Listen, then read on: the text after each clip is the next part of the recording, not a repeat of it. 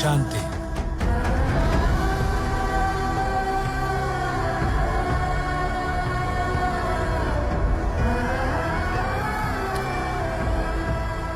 ನಮ್ಮಮ್ಮ.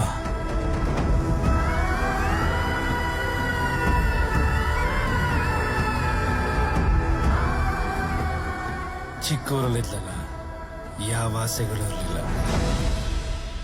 ಆದರೆ ಹೋಗ್ತಾ ನನ್ನ ಹತ್ರ ಒಂದು ಮಾತು ತಗೊಂಡು ಹೋದ್ಲು.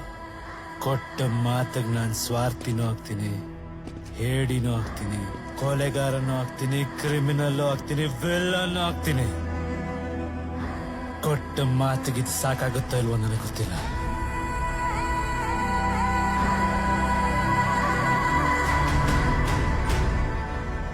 ಅವಳ ಆಸೆನೇ ನನ್ನ ಆಟ. ನೀನಿದೇ ಸಮಾಧಿ ನೋಡ್ಕೋಬೇಕಾಗಿರೋದು.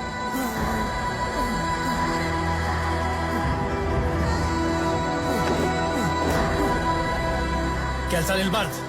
ಅವನೇ ಬೇಕು ಅಂತ ಕಸ್ಕೊಂಡಿಯಲ್ಲ, ಯಾರವನು?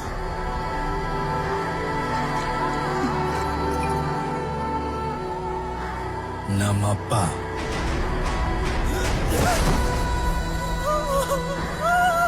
ಬದುಕಿದ್ದಾಗ ಒಂದಿನ ಅವಳನ್ನ ಚೆನ್ನಾಗಿ ನೋಡ್ಕೊಂಡಿಲ್ಲ. ಈಗ ಸಾಯೋವರೆಗೂ ಅವಳು ಗೋರಿನಾದ್ರೂ ಚೆನ್ನಾಗಿ ನೋಡ್ಕೊಳ್ಳಿ.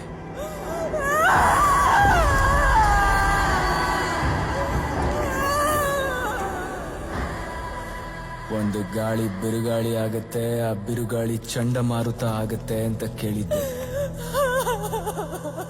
ಇವತ್ತು ಕಣ್ಣಾರೆ ನೋಡ್ಬಿಟ್ಟೆ.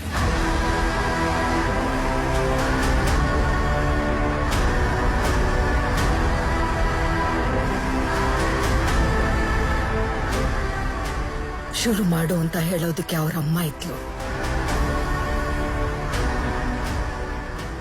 ಈಗ ನಿಲ್ಸು ಅಂತ ಹೇಳೋದಕ್ಕೆ ಯಾರೂ ಇಲ್ಲ.